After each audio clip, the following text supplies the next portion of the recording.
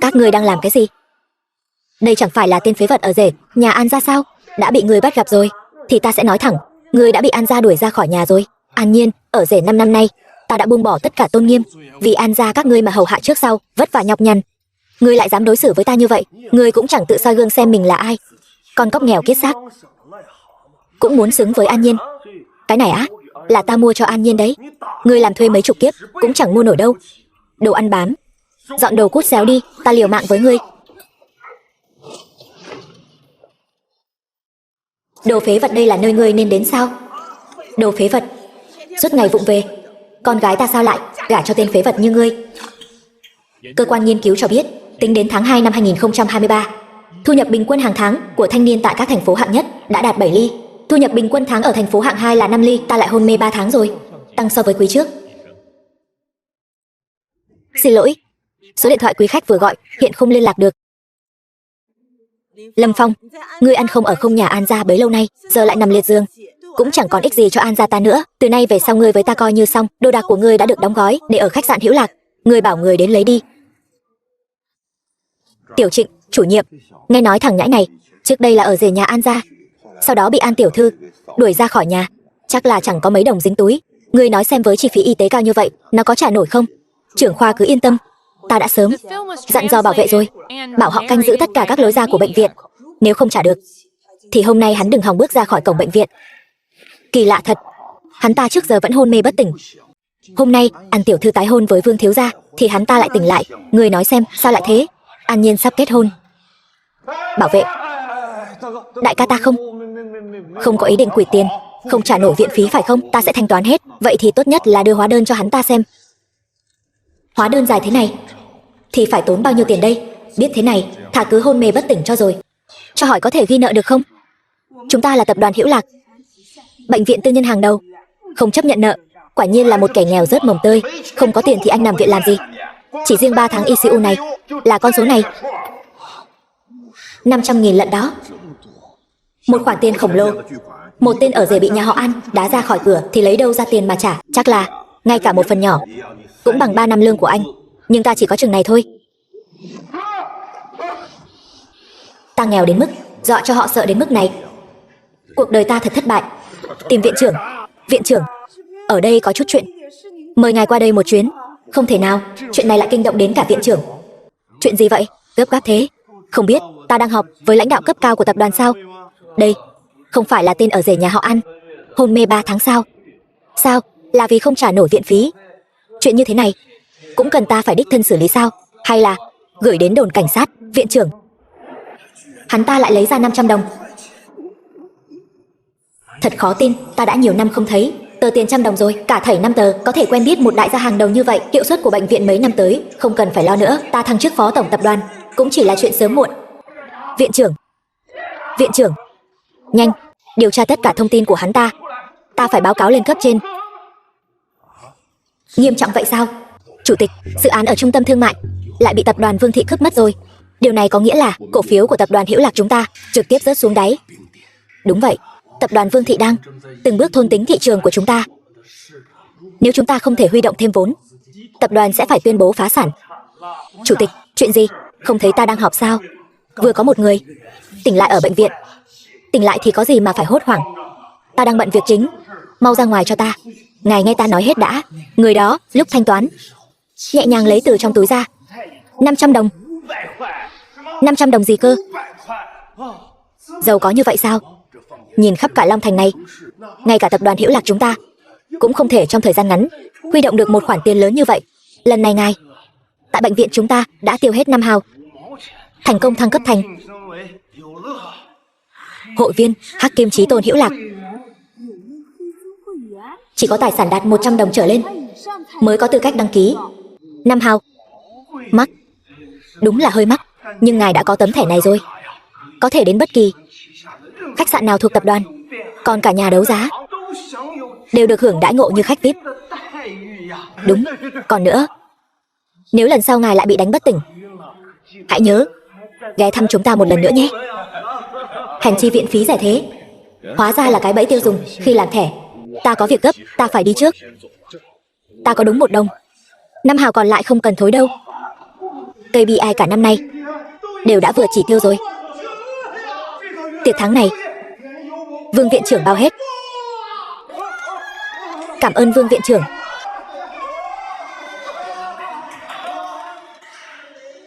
Kính Lâm tổng, đây là bệnh viện tâm thần sao? Không ngờ trong thành phố này lại ẩn giấu một ông trùm tài chính như vậy. Nếu có thể để hắn trở thành một trong những thành viên hội đồng quản trị của tập đoàn thì chúng ta sẽ có cơ hội hồi sinh. Đúng vậy, chủ tịch, vị đại gia bí ẩn đó đã xuất viện rồi. Cái gì? Tiên binh, bây giờ ta bổ nhiệm anh làm CEO của tập đoàn.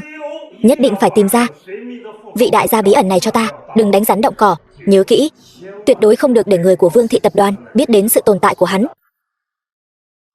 Đứng lại, đây là khách sạn 5 sao, bạch kim sang trọng. Người không phận sự miễn vào.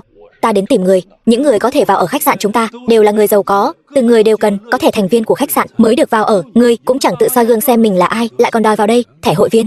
Ê anh là cái này sao? Thẻ Hắc Kim Chí Tôn.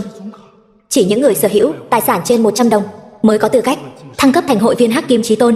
Loại người nghèo rớt mồng tơi như ngươi mà cũng có thẻ Hắc Kim Chí Tôn, chắc chắn tấm thẻ này là ngươi nhặt được rồi. Mỗi tấm thẻ Chí Tôn của tập đoàn đều được xác thực danh tính. Cầm tấm thẻ nhặt được, tưởng mình cũng là quý nhân. Mơ giữa ban ngày. Lý Quyên, kiểm tra thông tin trên tấm thẻ này cho hắn ta, để cho ngươi ngỏm được minh bạch. Quản lý hình như không có thông tin xác thực. Ta đã nói rồi mà, tấm thẻ này là do ngươi nhặt được.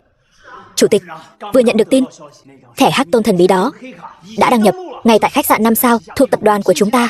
Tuyệt vời. Bảo quản lý phải giữ chân bằng được, bằng mọi giá phải lôi kéo vị đại gia này về phía ta. Đây chính là cọng rơm cứu mạng cuối cùng của chúng ta. Vâng, người gan to thật, dám dùng thẻ giả lừa đảo ở khách sạn Hữu Lạc. Bảo vệ, lôi nó xuống cho ta, dạy cho nó một bài học. Dừng tay.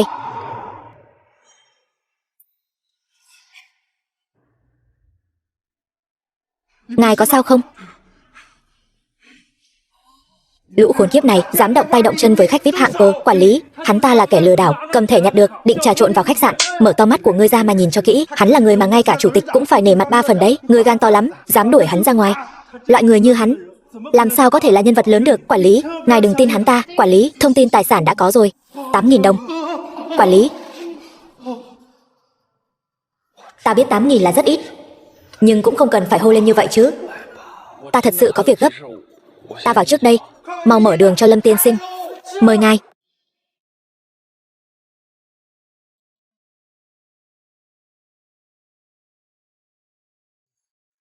Chào mừng đến với hôn lễ của chúng ta.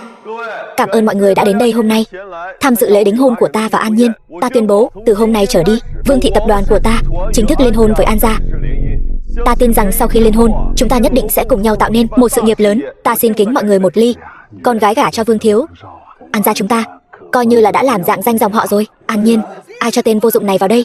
Hôm nay là ngày vui, đừng làm mất hứng mọi người ở đây. Đây không phải là tên ăn bám sao? Hôm nay ngươi đến chúc mừng ta và An Nhiên, hay là muốn xin ăn? Vậy đi, nếu ngươi chịu quỳ xuống cầu xin ta, ta có thể xem xét cho ngươi làm bảo vệ. Lương 3 hào 1 năm. 3 hào 1 năm. Thật là quá sỉ nhục người khác. Lương 3 hào 1 năm. Vương thiếu đúng là rộng lượng. Thà ngỏm đói, ta cũng sẽ không cầu xin anh. Vậy thì không liên quan gì đến ta nữa. An Nhiên, chúng ta còn chưa ly hôn. Em đã vội vàng tái giá rồi sao? Chúng ta đã ly hôn rồi. Lúc anh nằm viện, anh đã ấn dấu tay rồi. Nếu không phải ngươi cứ bám giết nhà ta không chịu đi, thì ta đã liên hôn với Vương thị rồi.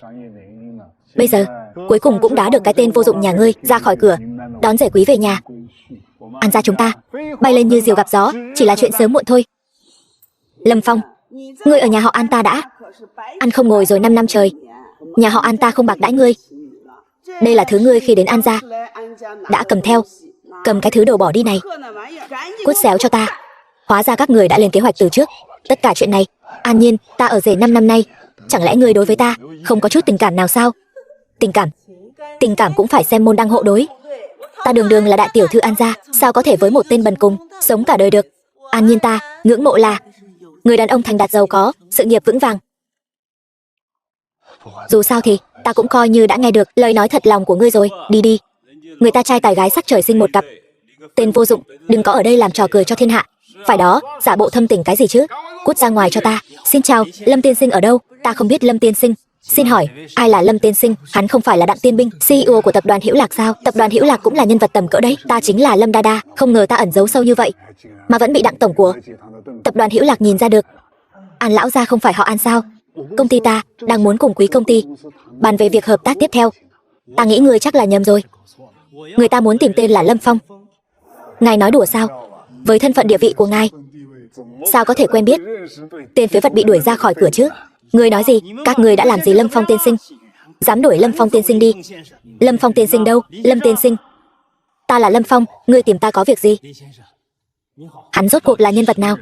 CEO của tập đoàn Hữu Lạc lại cúi đầu trước hắn. Lâm tiên sinh, ta không nhận nhầm người, chính là tìm ngài. Lâm tiên sinh, ngài đã ở khách sạn của chúng ta tiến hành xác minh tài sản.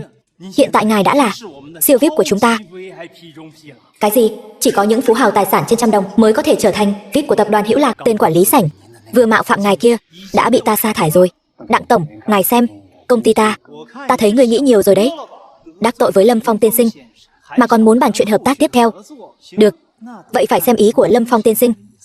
Lâm Phong con rể của ta, ngươi hãy thay nhạc phụ cầu xin Đặng tổng đi. Nếu không có cơ hội này, An gia rất khó trụ vững ở Long Thành. Các ngươi còn muốn dùng cách này để làm nhục ta. Ta tuy nghèo, Lâm Phong ta vào nhà họ An các người bấy nhiêu năm chưa từng tiêu một đồng nào của các người. Kể cả số tiền này đều là tự tay ta kiếm được. Trong tay hắn là 500 đồng sao? 500 đồng? Sao hắn ta lắm tiền thế? Cả đời ta lần đầu thấy số tiền lớn như vậy. Chẳng lẽ ta đã làm hắn cảm động rồi sao? Ta lại có thể nhận được nhiều tiền đầu tư thế này. Bao nhiêu năm nay, sao ta không biết con rể của ta lại có lai lịch hùng hậu như vậy? Chẳng lẽ bấy nhiêu năm nay ngươi vẫn luôn diễn trò? Hắn rốt cuộc muốn làm gì? An Nhiên mau nói đi. Đi đi, nhanh lên. Lâm Phong, van cầu ngươi cứu nhà họ An chúng ta. An Nhiên, ngay cả ngươi cũng muốn làm ta nhục nhã thế này sao? Nếu tình nghĩa vợ chồng đã cạn, từ nay về sau chúng ta không còn dây dưa nữa.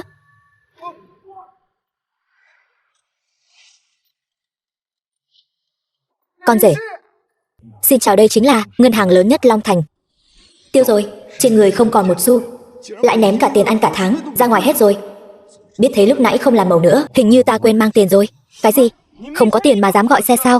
Khách hàng như anh ta gặp nhiều rồi. Nếu hôm nay anh không trả được tiền xe, ta sẽ đưa anh đến đồn cảnh sát. Không phải đại ca, anh xem, chúng ta không phải đang đến ngân hàng sao? Hay là ta vào rút tiền, rút xong đưa ngay cho anh. Ta nói cho anh biết, giang hồ xưng ta là Long Thành Phạm Đức Biêu. Nếu anh dám lừa ta sẽ đánh gãy chân anh. Ta đi cùng anh. Đi, rút tiền cho ta nhanh lên. Số dư không đủ, máy rút tiền sao lại nghèo thế này? Ngay cả Phạm Đức Biêu ta mà anh cũng dám lừa, chán sống rồi phải không? Thẻ ta thật sự có tiền, chắc chắn là hệ thống bị lỗi rồi. Ta đến quầy thử xem, cho anh thêm một cơ hội. Nếu anh không rút được, đánh gãy chân anh. Xin chào, tiên sinh muốn làm gì? Rút tiền. Rút bao nhiêu? 5 ly, 5 hào. Ta rút 500 đồng. Gì cơ 500? Anh chắc chắn thẻ ngân hàng này có 500 đồng không? Sao lại coi thường người khác thế? Ta tuy nghèo, nhưng 500 đồng vẫn có đấy. Quản lý, ở đây có người muốn rút 500 đồng. Chỉ rút chút tiền ấy mà, còn phải hỏi quản lý. Tiên sinh, phiền anh qua đây nói chuyện một chút. Tâm trạng muốn khoe khoang trước mặt bạn bè của anh, ta rất hiểu. Nhưng chúng ta là ngân hàng, xin đừng làm phiền công việc bình thường của chúng ta. Người đang nói cái gì vậy? Ta thực sự đến để rút tiền, rút 500 đồng. Cái này là số điện thoại của viện trưởng Dương bệnh viện tâm thần. Mau đưa bạn ngươi đi khám não. Ngươi đi tảo mộ lên báo sao? Ngươi đang lừa ma sao? Còn 500 nữa. Ngươi ngay cả tiền xe cũng không trả nổi. Bác tài ta thực sự có tiền, ta thực sự có thể rút 500. Ta muốn xem ngươi có bao nhiêu tiền gửi. 8.000. Ta cảm thấy tim ta sắp ngừng đập. Ngươi xem, làm cho quầy chúng ta ngất xỉu một người. Bảo vệ, kéo ra ngoài. Làm gì vậy? Không thể bỏ.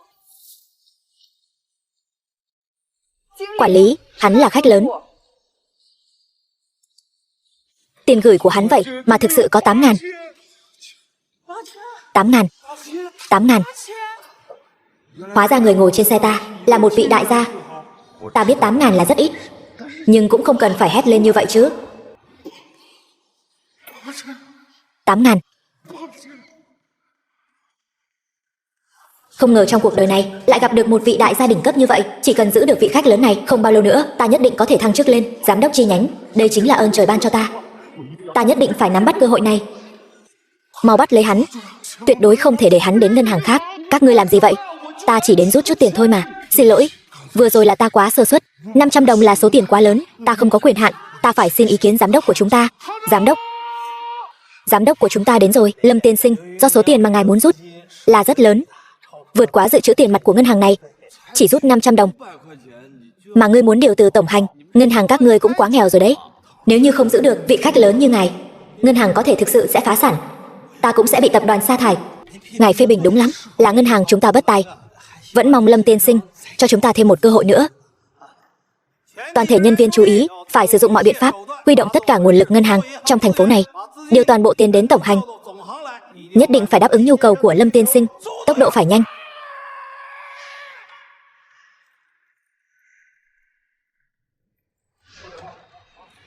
Ta không quan tâm các ngươi hiện giờ có 20 hay 50 đồng, đều phải dùng cách nhanh nhất điều đến cho ta. Đây chính là khách hàng siêu VIP của ngân hàng chúng ta. Tiền đến rồi.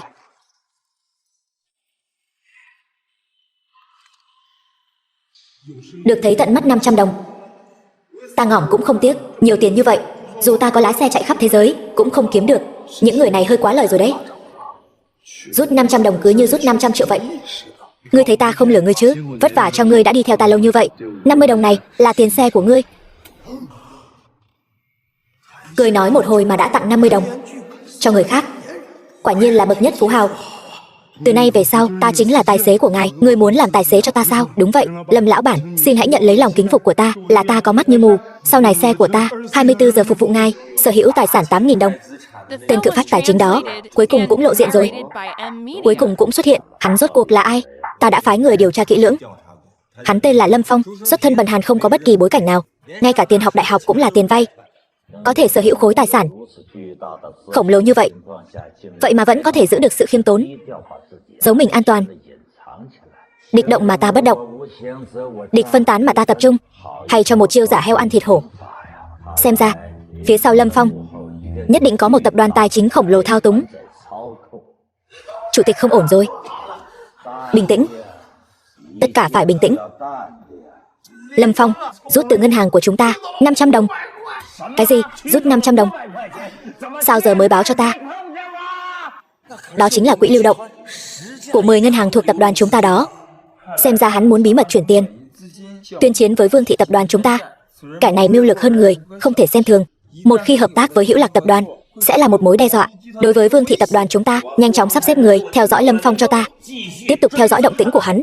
Vừa mất 50 đồng tiền xe, giờ chỉ còn 450 đồng, không biết còn trụ được bao lâu nữa. Lâm Phong, tối mai họp lớp cấp 3, cậu nhất định phải đến nhé. Ta không đi đâu, cậu nhất định phải đến. Tối mai nữ thần cấp 3 của cậu, Tô Vãn Tình cũng sẽ tham gia.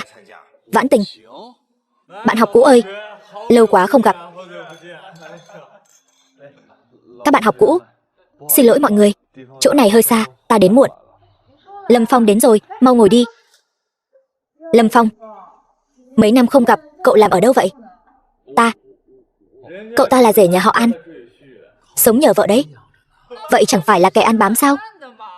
Đừng nói thế, cậu ta từ nhỏ dạ dày không tốt, trời sinh là số ăn bám mà. Ta đã chủ động ly hôn rồi. Nói hay nhỉ? Ta thấy là vợ cậu chê cậu nghèo, đá cậu ra khỏi nhà rồi. Lâm Phong, giờ cậu cũng vô gia cư rồi, hay là đến siêu thị của ta trông coi cửa hàng đi. Riêng tiền bảo trì camera giám sát mỗi tháng cũng mất 4 ly rồi. Lấy tiền này trả lương cho cậu, không phải vừa đẹp sao? Còn không mau cảm ơn bài cốt hoàng, đồng học hợp nhau lại chế nhạo ta nghèo. Ngươi tới đây chẳng phải là tới nhờ và quan hệ sao? Các ngươi quá đáng. Dù sao cũng là bạn học một thời, cần thiết phải vậy sao? Bao nhiêu năm rồi Vãn Tình vẫn thiện lương như vậy. Thôi đừng nói nữa, có người đau lòng kìa. Hồi còn đi học, Lâm Phong người ta đã viết thư tình cho Vãn Tình. Đúng rồi Lâm Bắc, dạo này ngươi đang bận gì vậy? Ta đang ở Vương thị tập đoàn đó, vừa mới được thăng chức lên tổng giám đốc bộ phận thị trường. Tổng giám đốc Vương thị tập đoàn? Cậu ở đó đã làm tới tổng giám đốc rồi, lương tháng chắc cũng phải 1 đồng 1 năm chứ nhỉ? Bọn chúng quả nhiên đang chế nhạo ta. Vốn dĩ ta muốn dùng thân phận người bình thường để chung sống với mọi người, không ngờ vô tình lộ tẩy rồi. Khiêm tốn quá. Thôi nào, bữa cơm hôm nay nhất định ta phải mời, nhất định. Được rồi, thôi nào. Ngươi nói xem, cùng họ Lâm sao đẳng cấp lại khác nhau một trời một vực vậy? Lâm tổng, sau này còn phải nhờ cậu nâng đỡ nhiều hơn. Lâm Phong, thế nào? Nếm trải mùi vị bị làm nhục rồi chứ? Hồi còn học cấp 3, ngươi môn nào cũng hơn ta, cướp mất học bổng của ta cũng thôi đi, ngay cả nữ thần Vãn Tình cũng thiên vị ngươi. Hôm nay ta không chỉ muốn làm nhục ngươi, mà còn muốn trước mặt ngươi khiến Vãn Tình yêu ta. Vãn Tình, ta biết, gần đây ngươi vì chuyện quyên góp cho trường tiểu học mà lo lắng mãi, bây giờ ngành nghề cũng không khởi sắc, không quyên góp được tiền từ thiện là chuyện rất bình thường. Năm hào, ra tay là 5 hào. Quả nhiên là Lâm lão bản. Lâm tổng đẹp trai lại nhiều tiền, ngươi nói sao ta lại không có phúc phận này chứ? Vãn Tình, số tiền này đủ để ngươi xây một trường tiểu học rồi chứ? Chỉ cần ngươi đồng ý quen ta, ta nguyện ý đem lương cả năm của ta đều cho ngươi hết. Thế nào? Lâm Bắc, ngươi quá đáng lắm rồi. Ngươi mới quyên góp 5 hào, ngươi sỉ nhục ai đấy? Các ngươi bắt nạt ta Lâm Phong không sao cả, nhưng ta không cho phép các ngươi sỉ nhục Vãn Tình. Chẳng phải chỉ là quyên góp sao? Ta quyên góp, hắn cũng quyên góp. Hắn có thể quyên góp được bao nhiêu tiền? Ta quyên góp 50. 50. Sao hắn có thể bỏ ra 50 được? Số tiền khổng lồ này ít nhất có thể xây 50 trường tiểu học rồi chứ? Phải, ta không phải đang nằm mơ đấy chứ? Cái gì? Rốt cuộc Lâm Phong lấy đâu ra nhiều tiền như vậy? Chẳng lẽ hắn vẫn luôn là một phú nhị đại ẩn danh? Chả trách từ nhỏ đến lớn ta đều không sánh bằng hắn. Người ta vốn đã thắng ngay từ vạch xuất phát rồi. Những 50 đồng này chắc chắn đây là toàn bộ số tiền bán nhà của Lâm Phong rồi. Vì ta mà hắn đem hết ra, chắc chắn là việc ly hôn đã gây ra cú sốc quá lớn cho hắn, khiến hắn tiêu xài hoang phí như vậy. Vãn Tình, Lâm Phong, thật sự không cần nhiều thế này đâu. 10 đồng đã có thể giúp đỡ được rất nhiều học sinh nghèo rồi. Tay Vãn Tình vẫn mềm mại dịu dàng như vậy, cô ấy chắc hẳn thấy ta đáng thương nên mới chỉ lấy 10 đồng. Vãn Tình, ta đã lớn thế này rồi, 40 đồng này cô cứ cầm lấy đi, nhưng ta chỉ có thể quyên góp được chừng này thôi. Số còn lại ta phải giữ lại để ăn cơm nữa. Cái gì? 50 đồng? Vậy mà vẫn còn dư sao? Đã bỏ ra số tiền mà chúng ta mấy chục năm cũng không kiếm được rồi. Thằng nhóc này rốt cuộc giàu cỡ nào vậy? Nhìn dáng vẻ của họ, chẳng lẽ là chê ta quyên góp ít quá sao? Bọn họ muốn vắt kiệt ta đây mà. Nếu quyên góp hết mấy trăm đồng trên người, e là đến tiền ăn cơm cũng chẳng còn. Chuồn thôi, ta còn có việc. Ta đi trước đây. Lâm Phong, lão đồng học, đừng đi chứ.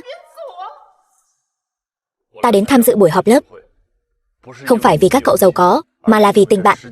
Mười mấy năm qua, tuổi trẻ chúng ta đã cùng nhau trải qua mới là điều quý giá nhất trong cuộc đời ta. Những điều này không thể dùng tiền bạc để đo lường được. Xem ra cuối cùng là ta tự mình đa tình rồi. Tạm biệt, lão đồng học. Lâm Phong, ta không cho anh đi.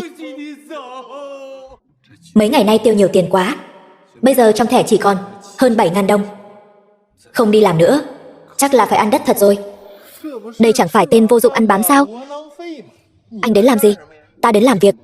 Làm việc? Anh đã bị An gia đuổi rồi, còn mặt mũi nào bám trụ ở công ty nữa? Sao, chưa ăn bám đủ sao? Anh bị sa thải rồi. Giám đốc đời người vô thường, làm người phải có đầu có đuôi chứ. Cho ta thêm vài ngày, ta hoàn thành dự án đang làm dở rồi sẽ lập tức từ chức. Dự án đã giao cho người khác rồi. Đi tìm phòng tài vụ quyết toán lương đi. Cút ngay cho khuất mắt ta. Ta không muốn nhìn thấy anh nữa. Cái gì? Chỉ có 3 hào lương? Cái quái gì thế này? Nghỉ việc 3 tháng mà còn được nhận nhiều tiền thế này, là đã nể mặt anh lắm rồi. Đừng được voi đòi cả tiền. Anh tưởng anh là ai vậy? Không có sự che chở của An gia, ngươi chỉ là một tên nghèo kiết xác, chẳng ra cái thá gì. Giám đốc, có một nhóm phóng viên đến công ty chúng ta, đang tìm một nhà hảo tâm. Hôm qua, nhà hảo tâm Thiên Thần quyên góp cho dự án ngôi sao làm việc tại công ty này. Không ngờ chuyện quyên góp 5 hào lại nhanh chóng lên báo như vậy. Ngươi làm con rể nhà vợ nhiều năm như vậy, cuối cùng chẳng phải vẫn là một tên nghèo rớt mồng tơi sao?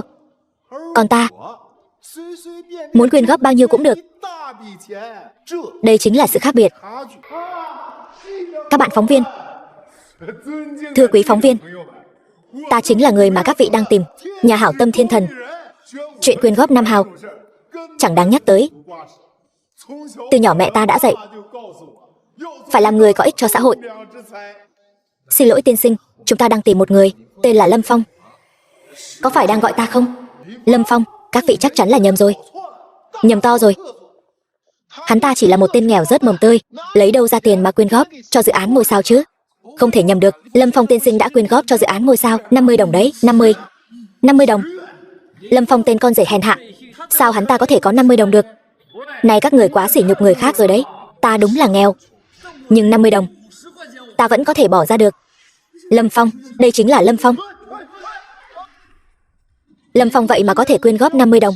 Xin hỏi ngài có phải là Lâm tiên sinh không? Phải. Mau mời bảo bối từ thiện của chúng ta lên, tặng cờ thưởng và vòng hoa cho nhà đại hảo tâm Lâm Phong tiên sinh nào. Cảm ơn chú Lâm Phong. Chúng cháu sẽ học tập thật tốt. Tạm biệt. Vãn Tình cũng thật là, ta chỉ quyên góp 50 đồng thôi mà, chuyện đáng xấu hổ thế này, vậy mà lại phái nhiều phóng viên đến phỏng vấn thế này, chắc chắn là Lâm Bắc cố tình làm trò hề để sỉ nhục ta. Nhà hảo tâm thiên thần quyên góp cho dự án ngôi sao. Cái gì? Lâm Phong lại bỏ ra 50 đồng quyên góp cho dự án ngôi sao? Hắn ta rốt cuộc có mục đích gì? Tên nhãi này chẳng qua chỉ là tên con rể bị An gia đuổi ra khỏi cửa. 50 đồng trên người hắn chắc là tiền bồi thường tổn thất tinh thần cho hắn ta. Sau này hắn ta một đồng cũng không móc ra nổi nữa đâu. Lâm tiên sinh xin hãy nói vài lời. Lâm tiên sinh, ngài hiện giờ đã là đại diện hình ảnh công ích của Long Thành rồi đấy. Xin hỏi ngài quyên góp số tiền lớn để xây trường tiểu học xuất phát từ mục đích gì vậy? Chẳng phải chỉ quyên góp 50 đồng thôi sao? Có cần thiết phải phái nhiều phóng viên đến thế này bám giết lấy ta không buông? Quyên góp nhiều tiền như vậy, vậy mà còn giấu công danh, không cho chúng ta đưa tin. Các người rốt cuộc muốn thế nào mới chịu tha cho ta đây? Ta nhiều nhất chỉ quyên thêm 100 đồng. 100 đồng. 100 đồng. Nhiều hơn nữa thì ta thật sự không còn. 100 đồng. Tuy ta quyên góp ít, nhưng tấm lòng thiện nguyện là vô giá. Cái này sao có thể dùng tiền bạc để cân đo đong đếm chứ? Nói hay lắm. Thưa quý vị khán giả, ngài Lâm Phong quả là một nhà đại từ thiện.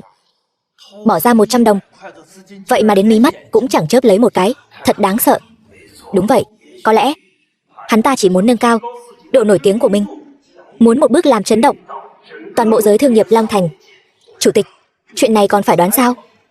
Mọi người thử nghĩ xem, một người mới vô danh tiểu tốt, hắn ta phải làm sao mới có thể thu hút sự chú ý của vạn người? Điều duy nhất hắn ta làm chính là làm từ thiện bất chấp giá nào. Hắn ta đã làm được. Đây thật sự là một phi vụ thao túng vĩ đại nhất mà ta từng thấy. Hơn 20 năm ta làm nghề, hắn ta quyên góp nhiều tiền như vậy, vậy mà lại giấu kín công trạng và danh tiếng. Đây chính là cảnh giới cao nhất của một nhà từ thiện. Vẻ mặt của họ hình như là muốn ta quyên góp hết tiền ra. Nhưng đây là số tiền ta vừa mới rút từ ngân hàng, không thể tiêu hết được. Vẫn là chuồn lẹ thôi, không phải? Mọi người đừng như vậy. Lâm tiên sinh. Cái gì? Hắn ta vậy mà một hơi lấy ra 150 đồng tiền mặt. Xem ra Lâm Phong đã cùng tập đoàn Hữu Lạc đạt được quyết định liên minh, tuyên chiến với chúng ta. Quả là một chiêu lấy gà dọa khỉ. Hắn ta móc ra 150 đồng, phô trương tài lực, là muốn chúng ta biết khó mà lui. Vậy tiếp theo phải làm sao?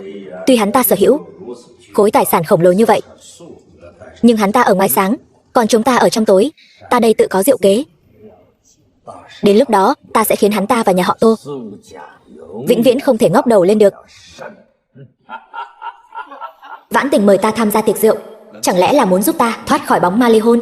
Thì ra Vãn Tình quan tâm ta đến vậy. Biết đâu hồi cấp 3 cô ấy thật sự đã thích ta. Vậy thì tỷ lệ ta tỏ tình thành công có phải là cao hơn một chút không nhỉ? Này anh kia, nơi này là tiệc rượu tư nhân cao cấp, mỗi người có thể đến đây đều là người giàu sang quyền quý. Nếu muốn ăn trực thì đợi tiệc rượu kết thúc, ta sẽ gói cho anh ít đồ thừa. Đừng có đứng đây chắn đường nữa. Ta đến. Anh mau đi đi. Ta đến tham gia. Nếu anh còn không đi, ta sẽ chửi đấy. Mà như vậy là vi phạm quy định rồi. Ta thật sự là...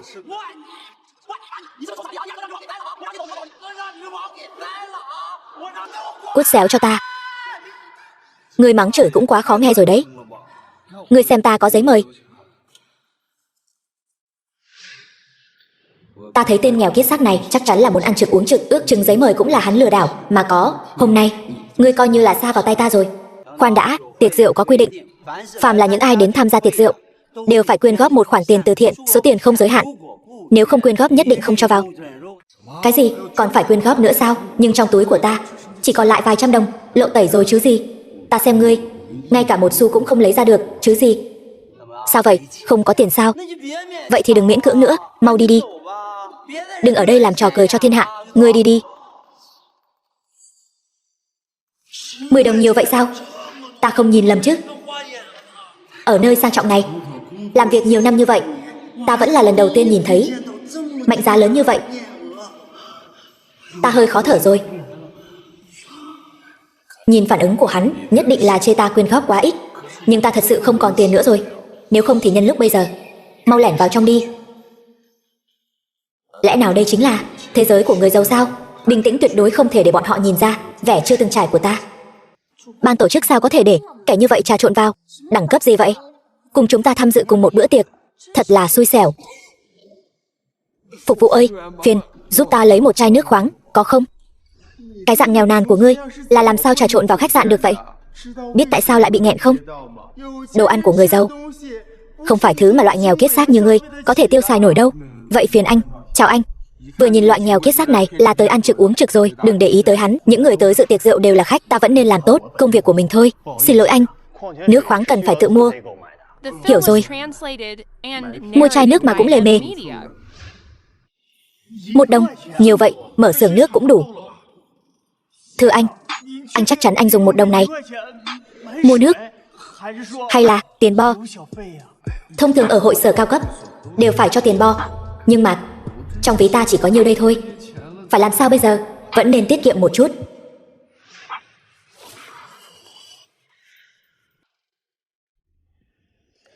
Cảm ơn anh. Tùy tay lấy ra 2 đồng, lại ung dung bình thản như vậy. Đồng Quán Kiệt, chủ tịch tập đoàn Vĩnh Hằng, quả nhiên nói không sai. Người càng giàu càng khiêm tốn nhỉ. Xin lỗi mọi người, xin lỗi. Đồ vô dụng, chuyện gì thế này? Ta bảo ngươi là đồ vô dụng, ngươi làm cái quái gì vậy? Cái đĩa trái cây mà ngươi cũng không bưng nổi, làm kinh động đến quý khách ở đây, ngươi gánh nổi trách nhiệm không hả? Nếu ngươi không muốn làm thì cút xéo cho ta. Ngươi muốn tạo phản sao? Ta nhịn ngươi lâu lắm rồi. Lão tử ta không làm nữa, còn nữa, ta không phải đồ vô dụng. Ta tên là Cẩm Lý. Ta giàu rồi. Tâm lý của người trẻ bây giờ yếu quá nhỉ. Ta phát tài rồi, sao mới có 2 đồng mà đã thành ra thế này rồi? Thưa ngài, ngài còn cần nước không? Thưa ngài còn cần nước không? Không ngờ bây giờ làm phục vụ cũng cạnh tranh khốc liệt thế này. Thằng này điên rồi. Một nhóm người khác thì cứ ra sức chào mời mua nước khoáng. Cuộc sống thật không dễ dàng. Làm cái gì đấy? Không có việc gì làm sao? Không muốn làm thì cút. Còn ngươi nữa, bên nhà vệ sinh cần người dọn dẹp, mau đi đi. Ta không phải nhân viên vệ sinh, ta đến tham dự yến tiệc. Bạn học cũ Lâm Phong. Cậu là? Không nhớ ra. Hồi đó lúc cậu theo đuổi Vãn Tình, ta đã đưa thư tình cho cậu. Là cậu. Giỏi giả vờ ghê. Giờ cậu giỏi giang rồi nhỉ? Đã làm quản lý rồi. Cũng chỉ là nhân viên văn phòng thôi. Đúng rồi, cậu mới đến bộ phận vệ sinh phải không? Chắc cậu chưa hiểu rõ quy tắc ở đây. Với thân phận của cậu thì không được vào đây. Chỗ này là nơi dành cho khách quý tụ họp. Chỗ cậu nghỉ ngơi thường ngày là ở bên nhà vệ sinh. Ta đến tham dự yến tiệc. Cậu làm vậy là không được rồi. Trước mặt bạn học cũ như ta mà cậu còn giả vờ cái gì? Bình thường cậu chẳng phải chỉ quét dọn nhà vệ sinh, kiếm chút tiền sống qua ngày thôi sao? Không có gì. Ta nói với cậu mấy chuyện này làm gì chứ? Đi nhanh đi. Không, ta thật sự. Cậu đang làm cái gì vậy? Cậu gây họa lớn rồi đấy. Ông ấy là một trong những người khởi xướng buổi tiệc rượu từ thiện này đấy. Cậu không thể đắc tội với ông ấy. Đắc tội thì không có kết quả tốt đẹp đâu. Đừng nói gì cả. Đặng tổng, đây là bạn học cũ của ta. Cậu ấy mới đến bộ phận vệ sinh nên chưa hiểu rõ quy tắc. Ngài yên tâm, lát nữa ta sẽ mời cậu ấy ra ngoài, nhất định sẽ không làm phiền ngài. Ta nói cho cậu biết hôm nay tha cho cậu, không có lần sau đâu. Lần sau ta nhất định sẽ đuổi việc cậu. Đi đi. Đồ ngu ngốc. Cậu có biết hắn là ai không? Hắn chẳng phải là tên Lao Công bị An gia đuổi cổ đó sao? Nhìn bộ dạng thảm hại của hắn kia. Ta nói cho cậu biết nhé, Lâm tiên sinh là khách VIP do đích thân Tô tổng chúng ta mời đến. Nếu cậu đắc tội với Lâm tiên sinh thì cậu không cần làm việc nữa. Không, Đặng tổng, xin hãy cho ta thêm một cơ hội. Lần sau ta nhất định sẽ chú ý. Lâm tiên sinh, nể tình bức thư tình đó, xin hãy giúp ta. Ta nghĩ không cần thiết đâu. Nếu Lâm tiên sinh đã xin cho cậu rồi thì thôi được. Bây giờ ta chính thức bổ nhiệm cậu làm Lao Công. Đi gọi nhà vệ sinh đi. Cảm ơn Đặng tổng. Cút. Lâm tiên sinh xin lỗi, tiếp đãi không chu đáo. Ta đã nói bao nhiêu lần rồi. Chắc chắn anh nhận nhầm người rồi. Sao cứ bám theo ta mãi thế? Lâm tiên sinh, chỉ cần một câu nói của ngài, ta có thể biến mất khỏi tầm mắt ngài ngay lập tức. Ta té đây.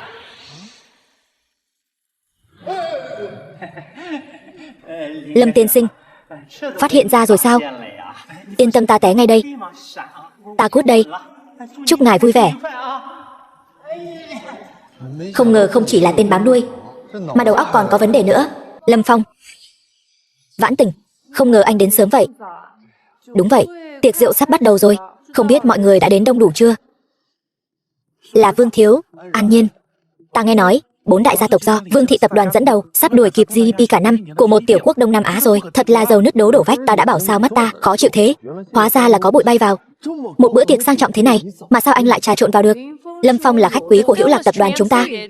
Anh ấy đến tham dự tiệc rượu là chuyện đương nhiên.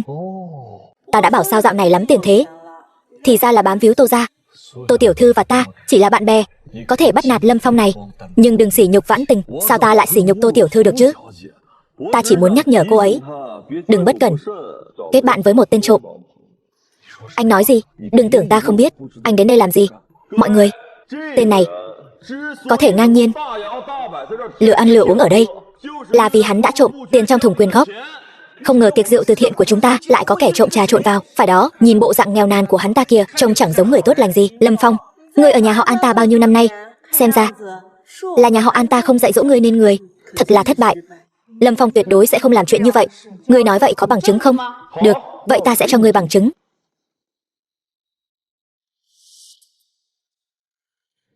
Đây là lúc ta quyên góp. Vậy ngươi nói xem ngươi quyên góp bao nhiêu?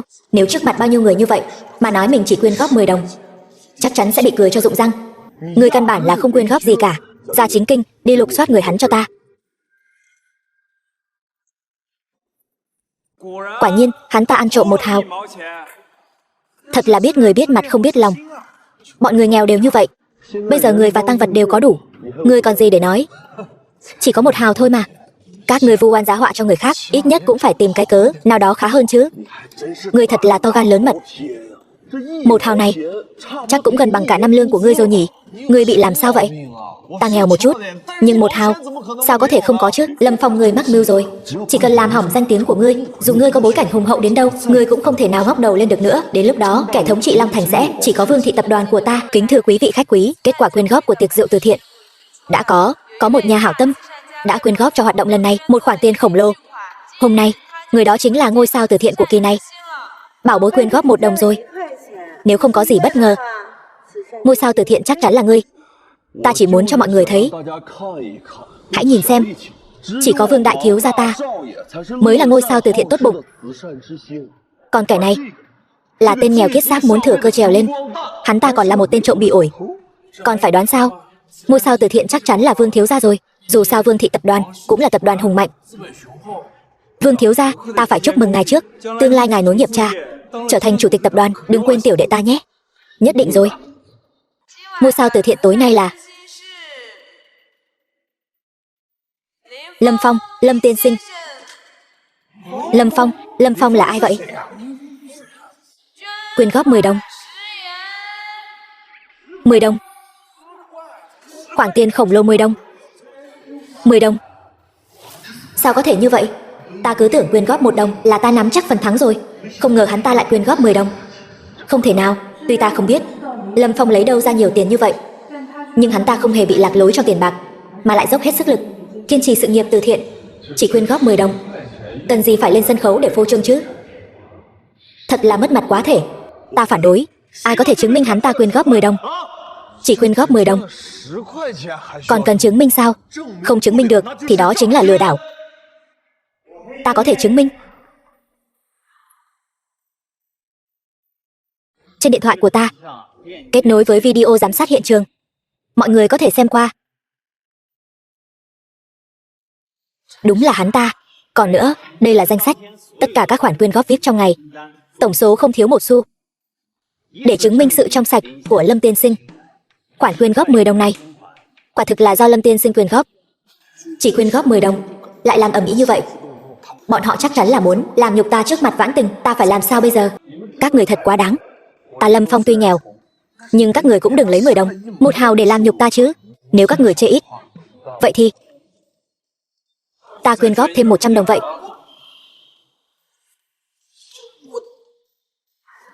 100 đồng. Nhẹ nhàng lấy ra 100 đồng. Chẳng lẽ những gì ba ta nói đều là sự thật? Hắn ta là đại gia tài chính ẩn mình ở Long Thành, cả đời chưa từng thấy tờ tiền lớn như vậy. Sao có thể 100 đồng? Nghèo, chẳng lẽ có lỗi sao? Chẳng lẽ nghèo thì phải bị các người vu oan sao? Nghèo thì có nghĩa là các người có thể sỉ nhục ta sao? Các người những kẻ sinh ra đã có cảm giác yêu Việt này, chẳng phải đều dựa vào cha mẹ mới có được ngày hôm nay sao? Các người có tư cách gì mà kỳ thị người khác? Ta Lâm Phong tuy nghèo, nhưng không trộm không cướp, không lừa gạt. Mỗi đồng tiền ta kiếm được đều quang minh chính đại, không hổ thẹn với lòng.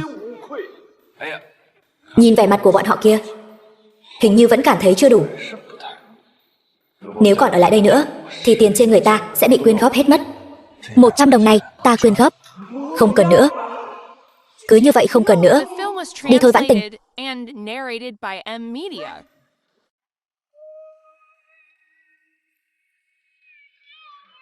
Trời ơi, thiên thần của ta ơi Lâm tiên sinh. Ngài là thiên thần Lâm tiên sinh. Lâm tiên sinh, đồ bỏ đi. Hôm nay ngươi coi như may mắn.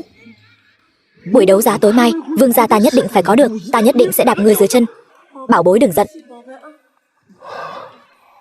Lâm tiên sinh, chúng ta cứ chờ xem. Hôm nay ta sẽ khiến bọn họ thân bại danh liệt. Đến rồi. Đây là lần đầu tiên trong đời ta đến. Buổi đấu giá cao cấp như vậy, cuối cùng cũng có thể đi theo Vãn Tình mở mang tầm mắt rồi. Kính thưa quý vị khách quý, hoan nghênh đến với buổi đấu giá hôm nay. Bây giờ ta xin giới thiệu. Vật phẩm đầu tiên, gia tộc Tô, di vật của Tô Ngọc Thanh lão gia. Vân Yên như mộng. Quá đáng. Bọn họ thật sự quá đáng. Đây là tác phẩm cuối cùng của ông nội ta, cũng là bảo vật gia truyền của Tô gia chúng ta. Vậy mà bọn họ lại muốn đem nó ra đấu giá như một món hàng bình thường. Điều này thật sự là một sự sỉ nhục lớn nhất đối với Tô gia chúng ta. Bảo vật gia truyền của Tô gia các người sao lại ở trong nhà đấu giá? 10 năm trước, Tô gia còn đang phát triển bất động sản thì bị Vương thị tập đoàn hãm hại. Để bù đắp thiếu hụt vốn, chúng ta buộc phải đem bức tượng này thế chấp cho nhà đấu giá. Mãi đến sau này chúng ta mới phát hiện tất cả đều là âm mưu của Vương thị tập đoàn. Giá mà ta là đại gia thì tốt biết mấy, như vậy ta có thể mua lại bảo vật gia truyền cho Vãn Tình rồi. Bây giờ bắt đầu đấu giá, giá khởi điểm là 20. Quả nhiên là di vật của Tô lão gia. Đây đã là mức giá trên trời rồi. Giá khởi điểm đã là 20. Tiếc là ta chỉ có vài nghìn đồng trong người. Xin lỗi Vãn Tình, ta chẳng làm được gì cả. Ta trả 30. Vương thiếu gia ra giá 30. Còn ai trả giá cao hơn 30 không? 30 lần 1. 35. Còn ai trả giá cao hơn 35 không? Tăng giá cho ta lên 80. Vương thiếu gia ra giá 80. 80. Vương thiếu gia trả giá 80. Mức giá cao như vậy sắp phá vỡ kỷ lục của nhà đấu giá rồi. Tác phẩm của nhà điêu khắc nổi tiếng Dô cũng chỉ có giá 60 thôi. Giao dịch lần này chắc chắn sẽ được ghi vào lịch sử đấu giá nghệ thuật. Quả nhiên là thiếu gia của Vương thị tập đoàn. Tài lực thật dồi dào. 80 vạn. Buổi đấu giá quả là nơi quy tụ của giới nhà giàu. Bỏ ra nhiều tiền như vậy chỉ để mua một bức tượng gỗ. Đầu óc của những người này nghĩ gì vậy? Vương thị tập đoàn lại bỏ ra 80 để mua bảo vật gia truyền của Tô tổng. Đây là một sự sỉ nhục lớn nhất đối với Hữu Lạc tập đoàn. Đúng vậy. Một khi đấu giá thất bại, sẽ lập tức phơi bày điểm yếu về tài chính của Hữu Lạc tập đoàn chúng ta. Các đối tác kinh doanh sẽ mất niềm tin vào chúng ta và lần lượt rút vốn. Hữu Lạc tập đoàn chúng ta sẽ phải đối mặt với một cuộc khủng hoảng thương mại chưa từng có. Hại người hại tâm. Thật không ngờ tới Vương thị tập đoàn này lại dùng thủ đoạn hèn hạ này. Thật tàn độc. Chủ tịch, xem ra lần này chúng ta phải có được. Chụp lấy gia bảo của Tô gia, cũng như bóp chặt lấy mạch sống của Hữu Lạc tập đoàn. Chỉ cần để cho các đối tác thương mại của hắn mất đi niềm tin và chuyển sang đầu quân cho Vương gia chúng ta. Đến lúc đó, trên bản đồ thương mại Long Thành chỉ có Vương thị tập đoàn chúng ta một mình độc tôn. Chủ tịch thật cao minh. Vương thiếu gia ra giá 80 rồi. Có ai trả giá cao hơn 80 không? 80 lần 1. Ta trả 100. 100. Vị tiểu thư này trả giá 100. Có ai trả giá cao hơn 100 không? Cộng cho ta lên 150. 150. Vương thiếu gia ra giá 150. Có ai trả giá cao hơn 150 không? 150 vạn. Chừng này đủ mua một căn hộ rồi. Bỏ ra nhiều tiền như vậy để mua một bức tượng gỗ. Đầu óc này rốt cuộc nghĩ thế nào vậy? 150 lần 1. Còn hỏi gì nữa? Sao có thể có người ra giá cao hơn ta chứ? Đừng lãng phí thời gian. Tuyên bố thành giao. 150 lần 2. Xem ra chẳng có gì hồi hộp nữa rồi. Trong khoảnh khắc tối tăm nhất cuộc đời ta là Vãn Tình hết lần này đến lần khác ở bên cạnh ta, giúp ta thoát khỏi bóng tối. Lần này dù thế nào đi nữa, ta cũng phải nghĩ cách giúp cô ấy. Đúng rồi, ta còn có tấm thẻ hắc kim chí tôn này, hình như có hạn mức thấu chi 1 triệu. Vãn Tình em cứ cầm lấy mà dùng. 150 lần 3, 200. Ta trả 200. 200 đồng, một bức tượng gỗ, bán được với giá 200 đồng. Nhất định sẽ làm chấn động cả ngành công nghiệp nghệ thuật. Ước chừng ngày mai, giá cổ phiếu của các tác phẩm nghệ thuật chắc chắn sẽ tăng gấp đôi. Ta lại có thể bán được một tác phẩm nghệ thuật với giá 200 đồng. Đây sẽ là khoảnh khắc huy hoàng nhất trong sự nghiệp của ta. Làm sao Tô gia lại có 200 đồng? 200 đồng lần 1, 200 đồng lần 2, 200 đồng lần 3. Thành giao. 200 đồng gì cơ? Không phải 2 triệu sao? Chẳng lẽ bọn họ bán hàng vỉa hè? Cái gì? Lâm Phong lại giúp Tô gia bỏ ra 200 đồng giá, cướp mất bức tượng gỗ. Lâm Phong, ngươi quả nhiên trúng kế rồi. Không ngờ ngươi lại ngu ngốc đến vậy. Tiếp theo là vật phẩm đấu giá thứ hai. Mảnh đất Long Nguyên Sơn Long Thành chúng ta, giá khởi điểm 500. Ta sai con trai ta tranh giành bức tượng gỗ với ngươi, chính là để hao tổn tài lực của ngươi. Mảnh đất ở Long Nguyên Sơn mới là mục tiêu thực sự của chúng ta. Ngươi lãng phí 200 đồng vào bức tượng gỗ, căn bản là không có cách nào cạnh tranh với chúng ta nữa rồi. Chủ tịch, chiêu dương đông kích tây này của ngài hay, dùng quá hay rồi. Ta trả 500. Trời ơi, có thể trả 500. Ước chừng chỉ có một mình Vương thị tập đoàn thôi. Lâm Phong, mảnh đất này nếu dùng vào mục đích thương mại sẽ có hàng nghìn học sinh bỏ học. Dù thế nào đi nữa, chúng ta phải liều một phen. Vãn Tình, ta muốn hỏi một chút, giá khởi điểm của mảnh đất này là 500 đồng hay 5 triệu đồng? 500 lần 1. Có ai trả giá cao hơn không? Lâm Phong, đùa gì vậy? Đúng vậy, sao ta lại hỏi câu hỏi ngu ngốc như vậy chứ? Dĩ nhiên là 500 đồng. Gì chứ 500 đồng? 500 lần 2. GDP bình quân đầu người năm nay. Lần này ngài tiêu 5 hào. 5 hào. Thẻ đen chí tôn, nghỉ việc 3 tháng. Cả thế giới đều mất giá, mà tiền của ta vẫn không đổi. Nhắm mắt rồi mở mắt ra, ta bỗng nhiên thành đại gia rồi. Xem ra cuộc đời ta thật sự phải khởi động lại rồi. 500 lần 3, khoan đã. 600. 600. 600 đồng. Thằng nhãi này rốt cuộc là ai? Lại có thể bỏ ra số tiền lớn hơn cả Vương thị tập đoàn. Long Thành chẳng lẽ lại sắp xuất hiện một đại gia tài chính nữa sao? Yên tâm Vãn Tình, ta nhất định sẽ đấu giá được mảnh đất này. Ta trả 700. 700. 700. 800. 8. Cứ tăng từng trăm như vậy, thật sự không thú vị. Tăng giá cho ta lên 6.318 đồng. 6.318. Chưa từng thấy bao giờ. Quả nhiên là Vương thị tập đoàn. Vương thị tập đoàn chúng ta đã điều tra tài sản của ngươi. Nếu ta không nói sai thì ngươi hình như chỉ có 6.314 đồng. Vương thị tập đoàn chúng ta đã liên kết với các đại gia tộc, tổng cộng đã huy động được 6.318 đồng. Muốn trách, đừng trách người khác, chỉ trách bản thân đã bỏ ra 200 đồng mua khối gỗ mục nát này làm gì. Hôm nay ngươi không thắng nổi ta, ngươi lấy gì mà đấu với ta? Tiêu rồi, hắn ta làm sao biết được có thể ép 4 đại gia tộc chúng ta đến bước đường cùng này. Cũng coi như ngươi có bản lĩnh. Không ngờ Vương thị tập đoàn lại hèn hạ đến thế, lại lợi dụng việc đấu giá mục điêu để hao tổn tài lực của Lâm Phong. Huống chi Vương thị tập đoàn đã hoàn toàn nắm bắt được biến động tài sản của Lâm Phong. Hắn ta không thể nào thắng được. Chẳng lẽ đây là trời muốn diệt Hữu Lạc tập đoàn ta sao? Có ai trả giá cao hơn 6.318 không? Lâm Phong, bất kể ngươi có lai lịch gì, ngươi cũng chỉ là một tên phế vật ăn bám.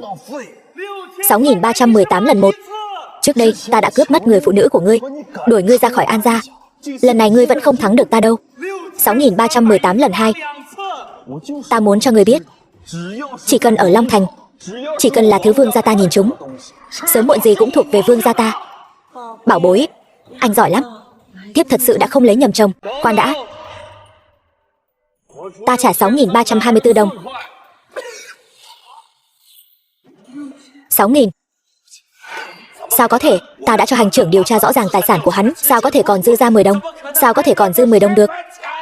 Ta rõ ràng đã kiểm tra tài sản của ngươi, làm sao ngươi có thể dư ra 10 đồng? 6.324. Đúng, số dư trong thẻ ngân hàng của ta quả thực chỉ có 6.314 đồng. Nhưng ta còn 10 đồng tiền riêng. Đây là số tiền ta tiết kiệm được khi đi chợ trước đây.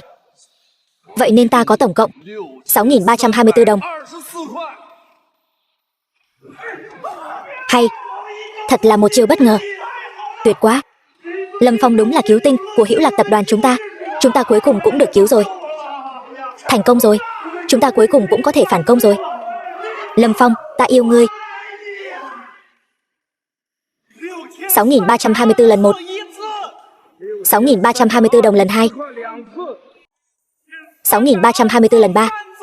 Chốt. Chúc mừng Lâm tiên sinh đã giành được khu đất Long Nguyên Sơn. Lâm Phong cảm ơn anh. Cảm ơn anh. Đời người thật sự là lên voi xuống chó. Vừa mới biết mình là đại gia, chớp mắt đã tiêu hết rồi. Biết thế đã không hấp tấp như vậy. Để dành vài trăm đồng thì tốt rồi. Giờ thì hay rồi, lại thành kẻ trắng tay. Lâm tiên sinh chào ngài. 5 năm trước, ngài đã từng có một khoản tiền gửi định kỳ khổng lồ trong ngân hàng ở tập đoàn của chúng ta, giờ đã được giải ngân. Cho hỏi, ngài có muốn rút số tiền này ra không? Chẳng lẽ là số tiền đó Tô lão đệ cố tình đến muộn, xem ra là giỏi giang rồi. Chỉ là một Hữu Lạc tập đoàn bé bằng hạt vừng, giờ lại coi 4 đại gia tộc chúng ta chẳng ra gì. Nhưng mà ta muốn tặng ngươi một câu. Người ta lúc đắc ý nhất thường dễ vui quá hóa buồn. Vương tổng, ngài nói quá rồi. Ta và cha chỉ là vừa rồi tắc đường nên đến muộn, vô lễ.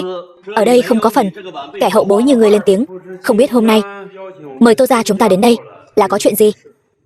Mảnh đất Long Nguyên Sơn là 4 đại gia tộc chúng ta đã lên kế hoạch từ lâu, muốn xây dựng khu nghỉ dưỡng sang trọng nhất toàn thành phố. Các ngươi nửa đường nhảy ra quấy đục, cướp mất mảnh đất, chẳng phải là không ổn sao? Mảnh đất đó không phải do Tô gia ta đấu giá được, mà là chàng trai trẻ tên Lâm Phong. Hơn nữa, buổi đấu giá vốn dĩ là ai trả giá cao hơn người đó được. Sao có thể tính là cướp được? Rõ ràng là Hữu Lạc tập đoàn các ngươi giở trò mờ ám, tìm một Lâm Phong làm bình phong giả vờ. Tô Cự Cường, ngươi và ta đều là hồ ly ngàn năm, giở trò gì thế? Mảnh đất Long Nguyên Sơn này 500 đồng chuyển nhượng cho 4 đại gia tộc chúng ta. Nếu không 4 đại gia tộc chúng ta sẽ đánh vào tất cả các ngành nghề của Tô gia các ngươi, khiến nó vĩnh viễn biến mất khỏi Long Thành. Các ngươi quá đáng lắm. Vãn Tình, Hữu Lạc tập đoàn chúng ta thế đơn lực bạc, không đấu lại bọn họ được đâu. Biết thời thế thì mới là anh hùng. Nếu không muốn bị 4 đại gia tộc chúng ta nghiền nát thì ngoan ngoãn ký tên đi. Ít nhất cũng để lại cho mình một con đường sống. Quá đáng lắm. Các ngươi đường đường là 4 đại gia tộc, lại dùng thủ đoạn hèn hạ như vậy, cướp đoạt đất đai. Chẳng lẽ không sợ truyền ra ngoài bị người ta cười nhạo sao? Lâm Phong, Vãn Tình, ta đến rồi. Mảnh đất Long Nguyên Sơn này là do ta đấu giá được, các ngươi đừng hòng lấy được. Lâm Phong, ngươi ở buổi đấu giá đã tiêu hết toàn bộ tài sản, giờ đã trở thành một kẻ trắng tay, hoàn toàn không có tư cách đến đây nói chuyện với chúng ta. Lâm Phong, ngươi một kẻ bị An gia chúng ta đá ra ngoài, lại dám đến nơi này. Ta thấy ngươi là tự dứt nhục vào thân đấy. Lũ tư bản chỉ biết lợi ích trước mắt các ngươi, ai thèm quan tâm sinh tử của người nghèo. Mảnh đất này đối với các ngươi mà nói chỉ là một món hàng, nhưng nếu xây thành trường học sẽ có thêm nhiều đứa trẻ được học hành. Chúng mới là hy vọng của Tổ quốc, chúng mới là tương lai của xã hội. Ngu xuẩn, bọn trẻ nghèo đó từ khi sinh ra đã định sẵn là thua ngay từ vạch xuất phát. Đọc sách cũng chẳng thay đổi được số phận. Đợi khu nghỉ dưỡng xây xong, ta sẽ gọi chúng đến làm việc, vẫn có thể tạo ra giá trị mà. Các người lầm rồi, người ta sinh ra đều bình đẳng, làm gì có cao thấp quý tiện. Dù cho thời niên thiếu nghèo, khi trường học được xây dựng, tiềm năng của những đứa trẻ này tuyệt đối vượt xa các người. Mảnh đất này, dù các người trả bao nhiêu tiền, ta cũng sẽ không bán. Ta sẽ dùng nó để xây trường học. Kính rượu không uống lại muốn uống rượu phạt. Được thôi, ta sẽ đáp ứng yêu cầu của ngươi. Ba, mọi chuyện đã bàn xong rồi. Các thương gia lớn đều đã đồng ý không hợp tác với Tô gia nữa. 1 phút nữa Tất cả đối tác sẽ rút vốn toàn bộ khỏi Hữu Lạc tập đoàn. Nhìn xem, loài kiến không thể nào lai chuyển được con voi. Lâm Phong, ta vừa cho ngươi cơ hội rồi. Tiếc là ngươi không biết tận dụng. Các người thật hèn hạ. Giờ thì hay rồi, Hữu Lạc tập đoàn này và Lâm Phong sẽ cùng nhau trở thành kẻ trắng tay.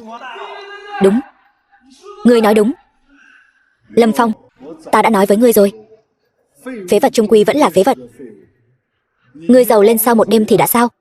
Ngươi xem bây giờ, chẳng phải ngươi lại tay trắng rồi sao? Tiếp theo, ngươi nên ra đường ăn xin đi. Phải đó Lâm Phong, ngươi thật vô lương tâm. An gia chúng ta nuôi ngươi bao nhiêu năm, ngươi lại ăn cháo đá bát, bây giờ gặp báo ứng rồi chứ hả? Lâm Phong, Tô lão đệ, nếu bây giờ cầu xin ta thì vẫn còn kịp. Nếu không một phút nữa trôi qua, các ngươi sẽ không còn cơ hội nữa. Tô gia chúng ta cũng có cốt cách, dù có đói cũng sẽ không cầu xin các ngươi. Một phút đã hết. Chủ tịch không ổn rồi. Chuyện gì vậy? Các đối tác của tứ đại gia tộc đều đã rút vốn, bây giờ đều chuyển sang đầu tư cho Hữu Lạc tập đoàn. Sao có thể? Họ nói Lâm Phong với giá cao gấp 3 lần đã mua lại toàn bộ công ty của họ. Không thể nào. Trước đó tại buổi đấu giá, chúng ta đều đã điều tra tài sản của ngươi. 6.000 đồng của ngươi đã tiêu hết rồi, sao có thể còn tiền? Ai nói ta chỉ có 6.000 đồng? Thằng nhãi này rốt cuộc là ai? 6.000 đồng vốn liếng đối với 4 đại gia tộc chúng ta đều đã là cực hạn rồi. Hắn vậy mà vẫn có thể lấy ra một khoản tiền để cạnh tranh thương mại với chúng ta. Thật quá đáng sợ. Lâm Phong, cậu thật sự là cứu tinh, lại cứu Tô gia chúng ta một lần nữa. Thúc thúc, không có gì đâu, ta chỉ là nhìn không quen bọn gian thương này thôi. Không quá mấy ngày nữa, tập đoàn của tất cả các người đều sẽ phá sản. Hy vọng các người có thể thông qua bài học lần này mà biết được, cái gọi là kinh doanh chi đạo chính là phải lấy nhân tính làm gốc. Tà ma ngoại đạo chỉ hại chính mình thôi. Vãn Tình, chúng ta đi. Trần hội trưởng đến rồi.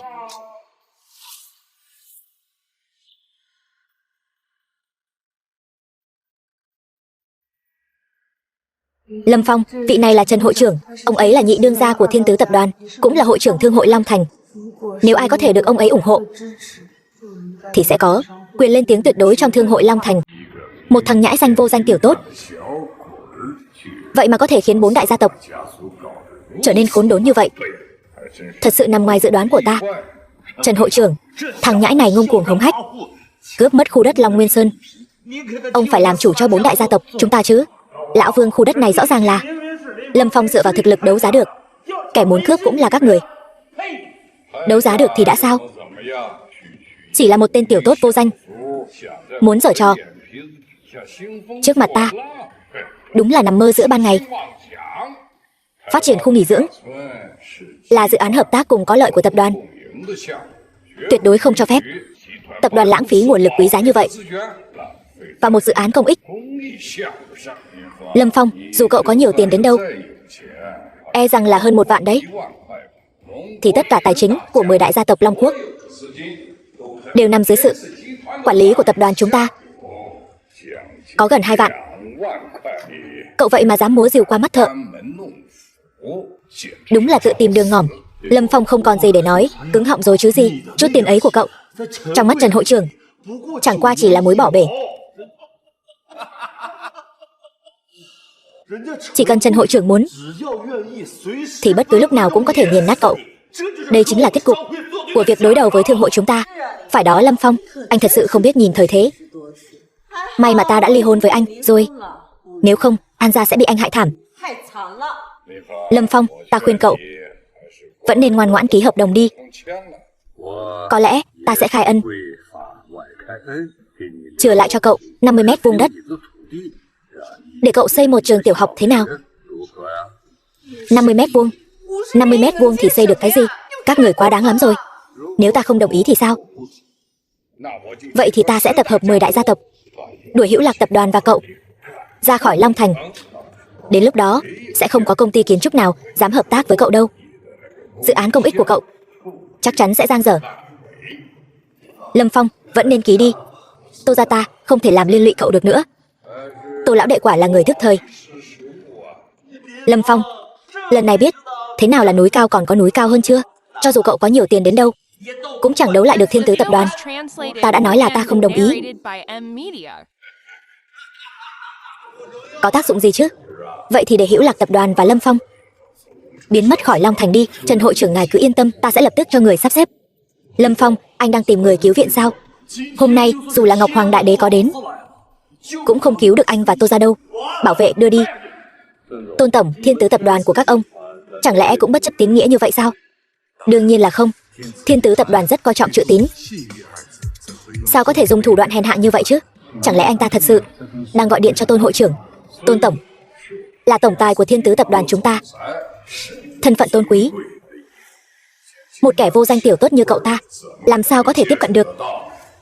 Anh tưởng chỉ cần gọi điện thoại là có thể dọa được chúng ta sao? Bảo vệ lôi đi. Ai dám động vào Lâm tiên sinh? Lão bản.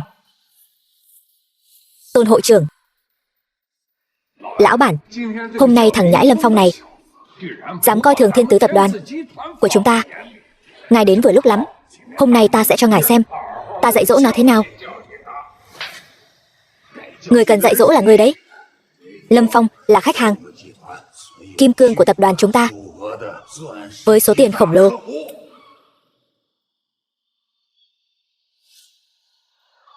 Lâm tiên sinh, với tài lực của Tôn hội trưởng có thể sánh ngang với các tỷ phú thế giới. Ông ta lại cúi đầu trước Lâm Phong. Mắt ta có hoa mắt không vậy? Anh ta chỉ có vài nghìn đồng thôi mà. Hôm qua đã tiêu hết rồi. Lão bản ngài cần phải làm vậy sao? Hỗn xược. Năm xưa nếu không có khoản phí quản lý tài sản của Lâm tiên sinh thì làm sao có Thiên Tứ Tập đoàn ngày hôm nay? Lâm tiên sinh là đại ân nhân của Thiên Tứ Tập đoàn chúng ta. Cái gì? Sao ngươi lại có nhiều tiền như vậy? An Nhiên, số tiền này là ta dành dụm từng chút một từ công việc làm thêm trước đây. Ta gửi ở ngân hàng trực thuộc Thiên Tứ Tập đoàn.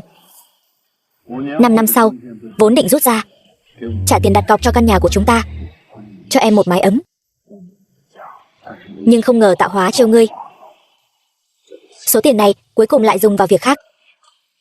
Là bao nhiêu tiền? Số tiền tiết kiệm Lâm tiên sinh gửi tập đoàn chúng ta, cả gốc lẫn lãi 28 vạn. 28 vạn. Cái này còn vượt xa tài sản của 10 đại gia tộc Long Quốc. 28 vạn. Đây là người giàu nhất toàn cầu. Lâm tiên sinh, thời hạn định kỳ của khoản tiền này đã đến rồi. Tiếp theo ta sẽ giao lại nó cho ngài, do chính ngài tự tay quản lý. Vãn Tình, anh muốn cùng em dùng số tiền này giúp đỡ những người cần giúp đỡ. Anh sẽ không giống như những tên gian thương này, chỉ biết bóc lột áp bức. Chúng ta đi thôi. Chuyện đất đai cuối cùng cũng xong rồi. Chỉ cần trường học xây xong, những đứa trẻ đó sẽ được đi học. Đã nói với Vãn Tình rồi, cô ấy đi khảo sát mô hình giáo dục mới nhất ở nước ngoài. Ta phụ trách xây dựng giai đoạn đầu. Cũng không biết bây giờ cô ấy thế nào. Vãn Tình, em đến chưa? Em đến mấy hôm rồi. Em đến mà không biết, gọi điện cho ta một tiếng. Lâm Phong, mô hình giáo dục bên này của họ thật sự khác với bên mình. Em thu hoạch được nhiều lắm. Em đi khảo sát ở nước ngoài anh yên tâm. Nhưng bây giờ anh quan tâm nhất là em ăn uống có tốt không? Vậy anh có nhớ em không? Chỉ cần anh đợi em 3 tháng. 3 tháng sau em sẽ mặc váy cưới trắng tinh tiến về phía anh. Một lời đã định. Khu nhà này ở khu đất tốt nhất thành phố chúng ta. Xây xong lâu rồi mà vẫn chưa có ai đến mua. Người thường sao mua nổi chỗ này? Nếu chồng tương lai của ta có thể mua cho ta một căn ở đây thì ta hạnh phúc biết bao nhiêu. Vậy thì cô phải tìm một người ít nhất cũng phải có 10 đồng gia sản, Kim Cương Vương lão ngũ làm chồng mới được. Nhiều tiền quá, cả đời này ta có lẽ cũng không đạt được. Nhưng cô phải nhớ kỹ, tuy chúng ta là nhân viên bán hàng, nhưng chúng ta cũng có lòng tự trọng của mình. Không thể thấy người giàu có bình thường mà trở nên hèn hạ. Nếu ta và Vãn Tình kết hôn, có phải nên mua một căn nhà cưới không? Xin chào. Hai vị tiểu thư. Người này ăn mặc giản dị, mang vẻ biến thái, không giống người tốt. Chẳng lẽ hắn ta muốn ngươi muốn cướp của hay cướp sắc? Ta không phải kẻ cướp. Ta chỉ muốn hỏi cô một chút. Chuyện căn biệt thự này, bộ dạng nghèo kiết xác, nhất định không phải muốn mua biệt thự nhất định muốn xin quay chat của ta. Bà cô này độc thân 25 năm rồi. Không được thì tạm vậy đi. Quét đi. Anh giả vờ cái gì vậy? Không phải anh muốn quay chat của chúng ta sao? Quét đi. Ta nghĩ có lẽ cô hiểu lầm rồi. Ta chỉ là thấy căn biệt thự này nhìn cũng khá được. Vậy nếu hợp lý, ta muốn mua một căn. Ta khinh, anh biết đây là khu đô thị do công ty nào phát triển không? Anh biết căn biệt thự này ở đoạn đường nào không? Anh biết căn biệt thự này bao nhiêu tiền một căn không? Ta không biết, nên lần này mới hỏi chứ. Hay để ta giới thiệu cho anh nhé. Cô giới thiệu cho hắn cái gì? Cô có ngốc không vậy? Nhìn hắn là biết không mua nổi rồi. Hắn đang lãng phí thời gian của cô đấy. Thời gian là tiền bạc. Hắn đang lãng phí tiền bạc của cô đấy. Không đến mức đó chứ. Ta thấy người này trông cũng thật tha mà. Tiểu thư, ta thật sự muốn tìm hiểu một chút về căn biệt thự này. Ta khinh, anh trả hết nợ chưa? Nhà còn mì gói không? Tiền thuê nhà tháng sau đủ chưa? Nếu chưa đủ thì mau ra công trường khuân gạch đi. Cái thầu của anh đang tìm anh khắp nơi đấy. Chị, cho dù anh ta không mua nổi, chúng ta cũng không cần phải mỉa mai anh ta như vậy chứ. Đây là ta mỉa mai anh ta sao? Ta đang giúp anh ta nhận thức rõ hiện thực, rồi phấn đấu vươn lên. Thôi được rồi, nếu cô không muốn giới thiệu thì ta không mua nữa. Đừng tự kiếm cớ bỏ đi chứ. Anh cả năm cũng chẳng kiếm nổi một xu nào đâu, đồ nghèo rớt mồng tơi. Ta thật không hiểu nổi. Anh ngày nào cũng lượn lờ ngoài đường làm gì? Nhặt đầu thuốc người ta vứt sao? Không phải, sao cô lại mỉa mai người ta như vậy? Hơn nữa sao cô biết ta mua không nổi? Thôi chị Thiến, mấy người cứ như vậy, lát nữa lại cãi nhau bây giờ. Hay là để ta giới thiệu cho anh nhé. Cô giới thiệu cho hắn cái gì? Chị, ta chỉ thấy phải tôn trọng lẫn nhau. Tôn trọng? Loại người như hắn chính là rác rưởi của xã hội. Chúng ta là nhân viên bán hàng cao cấp, cao hơn hắn mấy bậc. Cần gì phải tôn trọng hắn? Người này nói chuyện cũng quá đáng ghét rồi.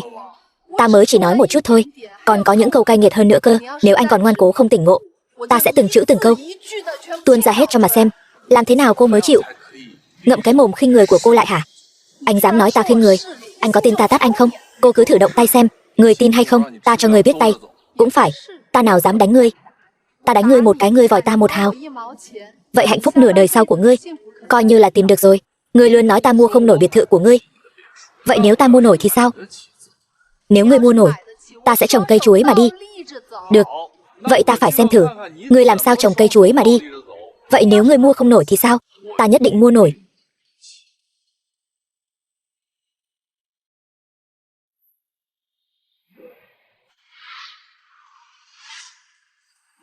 Ngươi thật khoác lác. Ngươi chớ có vì giận ta mà đem tiền dưỡng lão của cha mẹ cậu hai chú ba ngươi đem ra đặt cược. Ngươi trẻ tuổi, không cần thiết phải vậy.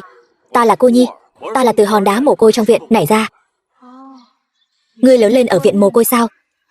Thật đáng thương. Vậy ngươi càng mua không nổi biệt thự của chúng ta. Ngươi nói ta mua không nổi, ta nhất định phải mua. Ta sẽ không giới thiệu cho anh. Vị tiểu thư này, có thể làm phiền cô giúp ta giới thiệu một chút không? Được, vậy ta sẽ giới thiệu cho anh một chút. Cô giới thiệu cho hắn. Nếu mua không nổi thì làm sao? Mua không nổi thì thôi. Vậy thì làm sao? Chị, cho hắn cảm nhận một chút sự mê hoặc của biệt thự chúng ta. Không phải cô đã nói rồi sao? Biết đâu có thể khích lệ một chút tinh thần phấn đấu của hắn. Cô thật ngốc. Là tự cô muốn lãng phí thời gian, không liên quan gì đến ta. Tiên sinh, căn nhà này của chúng ta không cần giới thiệu nữa. Cô cứ nói thẳng giá đi. Nói ra dọa hắn. Hiện tại định giá là 3 đồng một căn. 3 đồng? Có hơi đắt một chút. Sợ té ra quần rồi chứ gì. Đi đi, đừng để ý đến hắn. Đợi đã.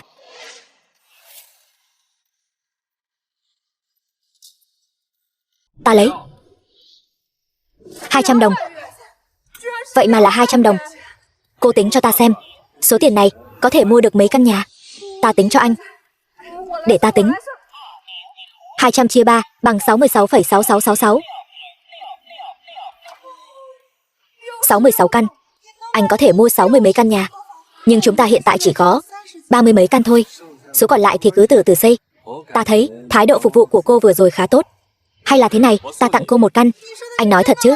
Anh vậy mà dễ dàng như vậy tặng một căn biệt thự? Chuyện nhỏ. Đương nhiên, ta cũng sẵn sàng lấy một căn. Nuôi heo, một căn nuôi dê. Số còn lại ta dùng để nuôi vịt. Đây là biệt thự. Ngươi mang về nuôi động vật, có phải quá lãng phí không? Biệt thự của ta, ta làm chủ. Dầu nứt vách đổ tường thế này, hôm nay ta liều mạng cũng phải dành cho bằng được. Tỷ tỷ, Tỷ tỷ không phải đã nói, gặp người giàu có chúng ta không thể. Quá hèn hạ sao? Đây đâu phải người giàu bình thường, đây là siêu siêu cấp giàu có. Hèn hạ thì hèn hạ thôi.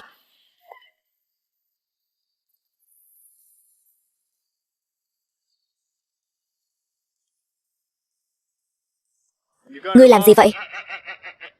Ta muốn làm bạn gái của ngươi. Ta không cần. Tuy nhiên, nếu ngươi bằng lòng. Làm gì? Nuôi vịt cho ta. Lâm tiên sinh, đây là hóa đơn hơn 60 căn biệt thự của ngài. Ngài cầm lấy. Cái đó sẽ thấy ngài là siêu VIP trong số các khách hàng VIP. Chúng ta ở đây kính dâng lên ngài một đặc quyền, đó là ngài có thể đến nhà thư pháp cộng sự của chúng ta, Trương Đại Hà tiên sinh, để lấy một bức thư họa. Cũng được, ta sẽ dùng nó để tỏ tình với vãn tình trong hôn lễ. Có lẽ sẽ thú vị hơn. Nam thần, người bao nuôi ta đi. Tiền của ta. Không.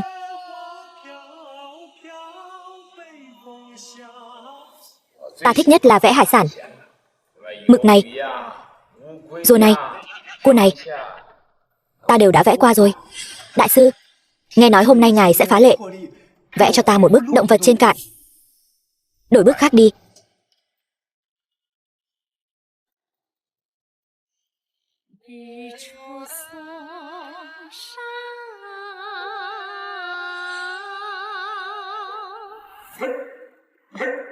Đây gọi là trâu ăn cỏ. Trâu ăn cỏ. Vậy trâu đâu? Ăn no rồi đi mất. Vậy cỏ đâu? Cỏ bị trâu ăn hết rồi. Hai chấm đen này là gì? Mở rộng tư duy của ngươi ra. Ngươi nghĩ xem. Trâu ăn no rồi, còn lại gì? Quả là một bức tranh đầy triết lý. Đại sư, điện thoại của ngài. Gì? Một đại phú hào muốn tranh của ta. Ta là một nghệ sĩ, ta quan tâm đến tiền sao? Cúp máy.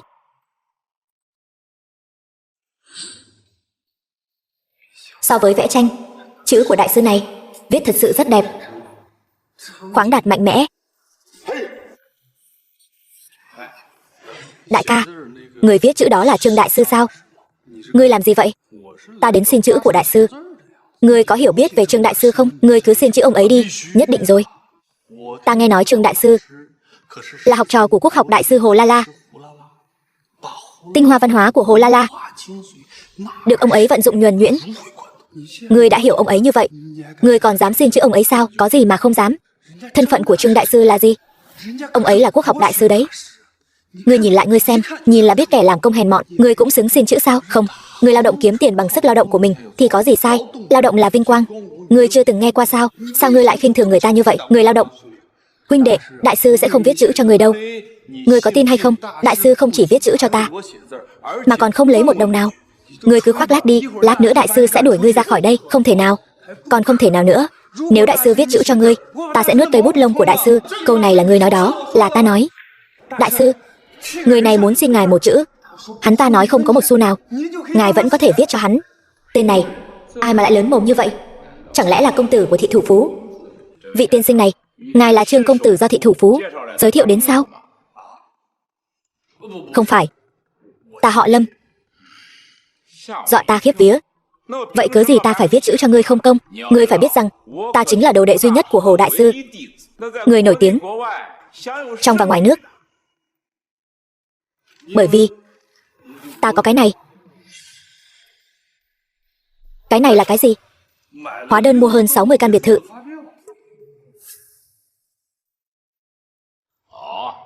Ta đã ký hợp đồng này với công ty bất động sản Mỹ Hảo Gia Viên. Chỉ cần là chủ sở hữu mua nhà của họ đều có thể xin ta một bức thư pháp. Thế nào?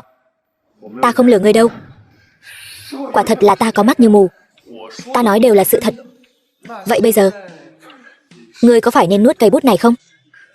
Đại ca, ta sai rồi. Ngươi nên trả giá cho việc khinh thường người khác. Người trẻ, đừng quá kiêu ngạo. Đừng tưởng rằng chỉ dựa vào hóa đơn này là ta sẽ viết chữ cho ngươi. Cái hóa đơn của ngươi ta thấy là giả đấy. Hóa đơn của ta thật sự là thật. Ta không tin. Ai mà có thể một hơi mua hơn 60 căn biệt thự chứ? Ta thấy hóa đơn này của ngươi chắc chắn là giả. Được rồi, hóa ra là giả. Thôi vậy, nể tình ngươi thưởng thức chữ của ta, ta tặng ngươi một chữ thôi. Không ngờ đại sư vẫn còn tốt bụng.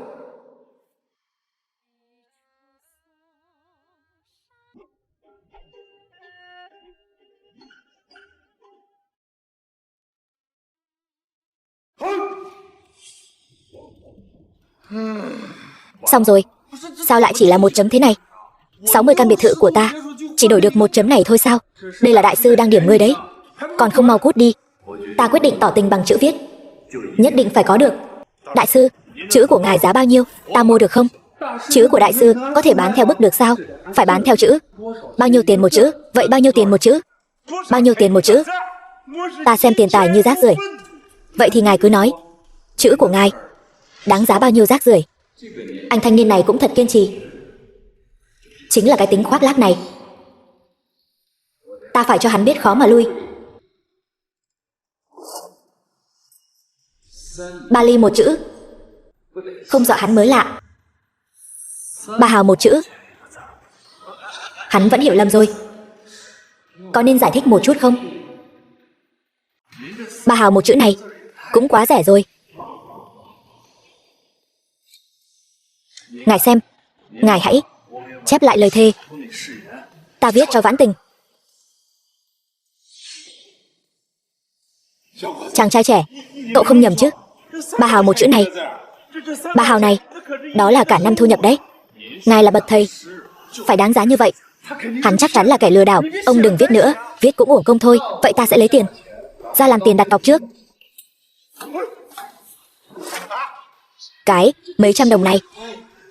Đại sư, ngài chẳng phải xem tiền tài như rác rưởi sao? Có thể cho ta ngửi mùi hương của rác rưởi không? Vị tiên sinh này, ta sẽ viết xong ngay. Nếu đã vậy, để ngài khỏi rảnh rỗi, ngài hãy chép lại từ điển cho ta. Từ điển? Ở đây làm gì có từ điển? Ở đây có. Xem ra việc cậu mua biệt thự là thật. Cậu rốt cuộc là vị đại thần nào vậy? Người bình thường. Lâm Phong, thủ phú thế giới. Lâm Phong. Lâm công tử, ngài có thiếu con trai không? Vài người chúng ta xin làm con trai của ngài, phụng dưỡng ngài đến cuối đời. Ta hai hôm nay ở đây gặp được một nhạc sĩ đẳng cấp thế giới.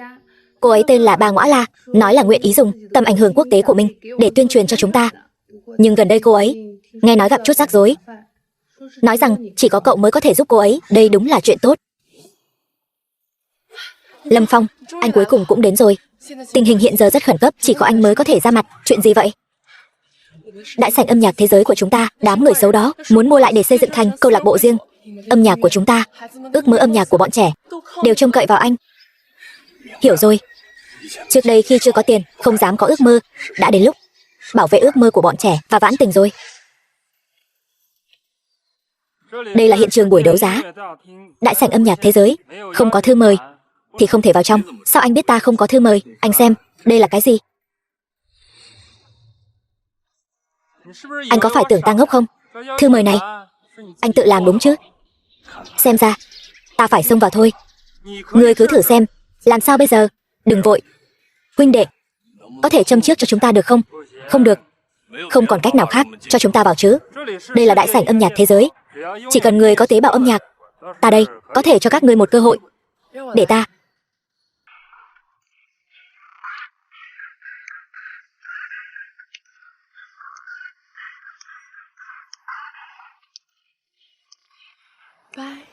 Bạch Long Mã, vó ngựa hướng Tây, cõng đường Tam Tạng, cùng 3 đồ đệ. Tốt, ngươi hát được đấy, đảm bảo ngươi có thể vào. Ta cũng biết hát. Thôi được, ta thật sự không biết hát. Vậy thì ngươi không thể vào được. Khoan đã, ngươi có thể nể mặt lão gia nhà ta chút không?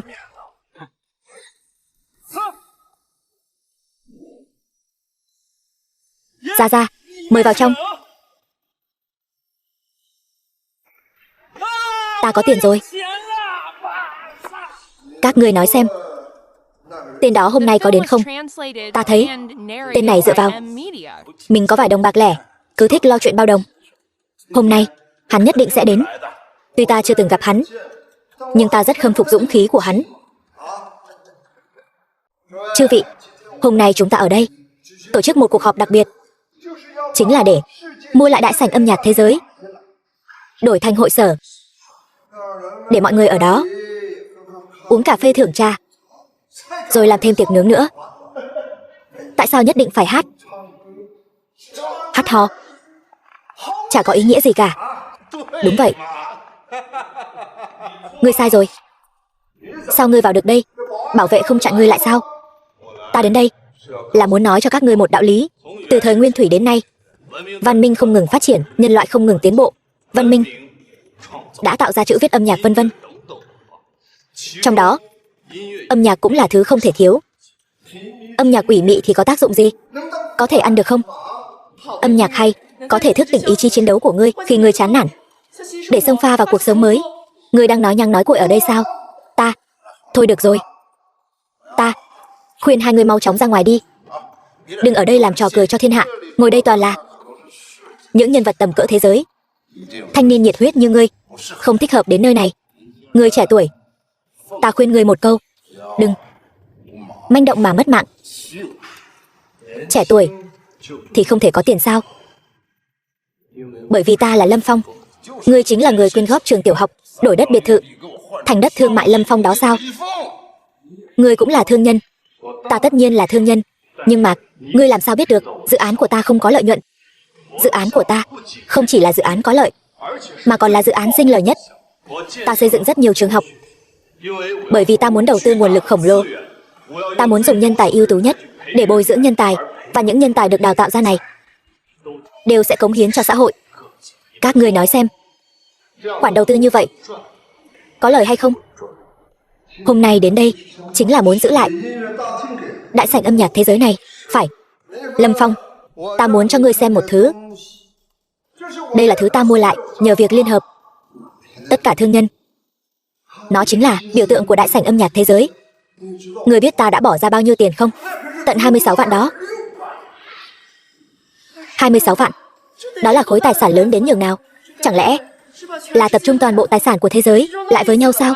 Người trên toàn thế giới đều biết ta có 26 vạn. Ta biết ngươi có 26 vạn. Nhưng mà ngươi đem tất cả tiền của mình đều đầu tư vào đây.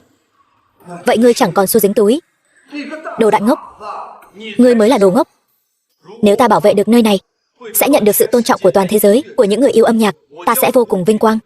Điều này còn kích thích hơn. 26 vạn nhiều. Nhưng ngươi thật sự dám nói ngươi có 26 vạn sao? Ngươi có phải là đã bảo tên trợ lý quản lý chìa khóa biệt thự của ngươi đó tìm cho ngươi một thương hội quản lý tài sản không? Nhưng mà 1 giờ trước, người của ta đã tìm thấy cô ta. Thương hội tài chính Kình Ngư chúng ta nguyện ý vì Lâm tiên sinh giúp ngài quản lý tài sản. Thật không dám giấu giếm, Lâm Phong, thương hội tài chính Kình Ngư đó là của ta.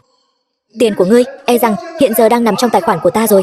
Tiền của ta đều bị ngươi khống chế rồi sao? Hành vi thương mại chính là cuộc chiến lừa dối lẫn nhau phải không? Tại sao ngươi lại làm như vậy?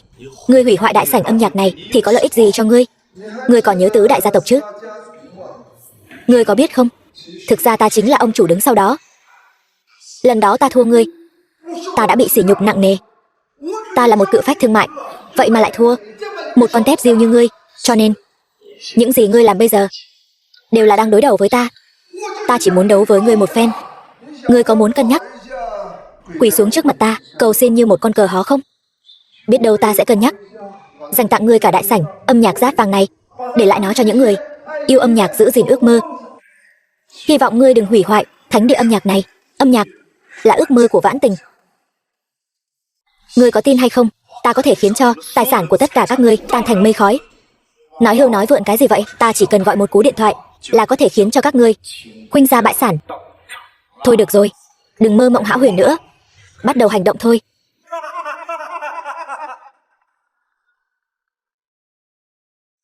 Alo. Cái gì? Hội trưởng, Cổ phiếu của chúng ta đang bị sụt giảm mạnh, xu hướng giảm hoàn toàn không thể kiểm soát được. Ngươi làm thế nào mà được vậy? Ta đã đem những lời ngươi nói đăng tải hết ra ngoài rồi. Hiện tại truyền thông toàn thế giới đều đang nhanh chóng đăng lại. Ngươi đã chọc giận toàn thế giới rồi. Tất cả mọi người đều sẽ tẩy chay ngươi. Tiền của ta mất rồi, tiền của ngươi cũng không lấy lại được đâu. Ngươi mau dừng tay lại đi, tiền của ta không sao cả. Lâm tiên sinh, xin chào.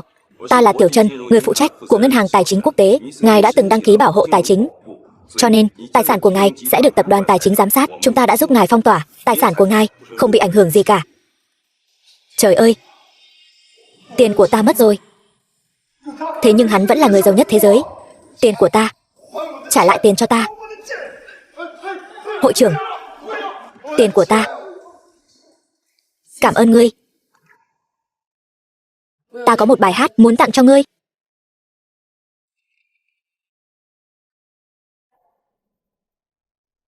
Chúc ngươi và Vãn Tình tân hôn hạnh phúc. Cảm ơn.